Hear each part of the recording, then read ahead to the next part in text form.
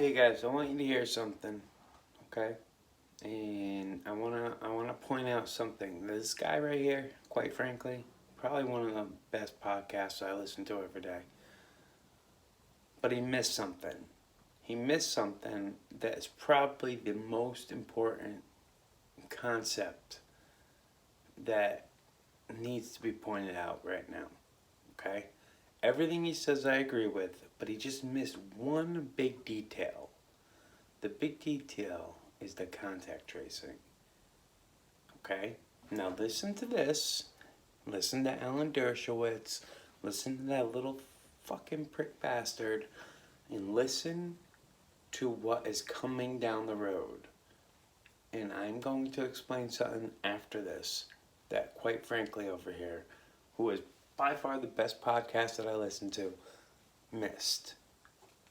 And go. You wicked bitch. Listen to this. I'm going to have a real problem over the next couple of months, I know it. So much. I'm going to, and it doesn't get, it gets worse. I want you to listen to what Alan Dershowitz said. Dude's a Here's dirtbag. Alan Dershowitz. Listen to what he said. I don't know whose show he's on. This is a 34-second clip. He's going to let you know what your rights are when it comes to mandated medicine. You have no constitutional right to endanger the public and spread the disease, even if you disagree. You have no right not to be vaccinated. You have no right not to wear a mask. What? You have no right to open up your business. Wait, can I stop you? Yeah. No right not to be vaccinated? Meaning, if they decide you have to be vaccinated, we have to be vaccinated? Absolutely. And if you refuse to be vaccinated, the state has the power to literally take you to a doctor's office and plunge a needle into your arm. You said that. Plunge a needle into your arm. Now, let's Now unpack this listen one to a the little reply. bit. Alan Dershowitz, who was on the president's impeachment defense team. The Third Amendment of our Bill of Rights that nobody even pays attention to. It was pretty important if it was the next one after You the need to Second hear Amendment. this, and I'm going to explain The why. Third Amendment of our Bill of Rights prohibits the quartering of troops inside of a private home without the permission of the owner. How the hell can anyone make the argument that you can forcibly inject a person and their family with foreign substances? Alright, and this is where I have to cut in. Frank missed the boat on this. Frank is great. He does a great job, but he missed it. He knew what he was trying to say, but he didn't get across at the right point. Okay? So now it's my turn. Okay? I'm going to finish what he should have said, what he just didn't really push out across the medium that he has. When it comes to contact tracing, when it comes to the Third Amendment, guess what? Quartering troops is literally the same thing as implanting digital listening devices in your house. Same thing. They are agents of the state. What the Constitution was talking about, what the Bill of Rights was talking about, was the quartering of troops that listen and watch you. Well, what do you think contact tracing is? What do you think it is? It's listening. It's watching you. It's following you around.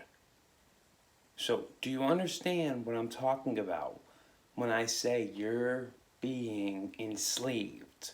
You're being forced into a situation that you have no control over. You have zero control over.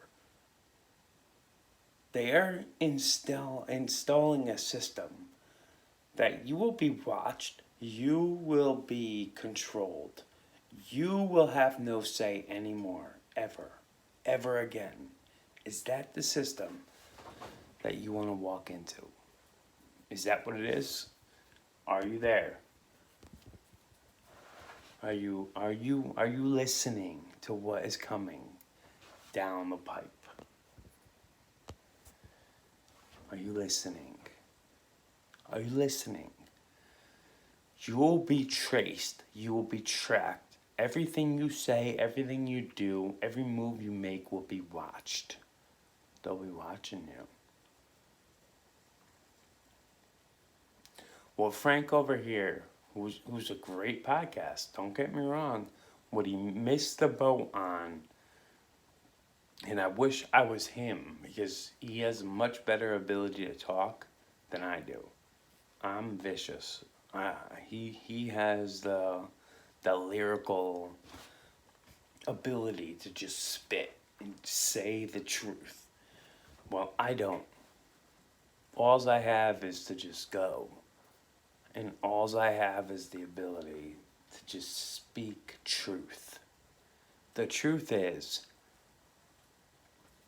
you'll be tracked. You'll be traced. Everything you do will be written down. Everything you do will be saved. This is what they were concerned about with the Third Amendment.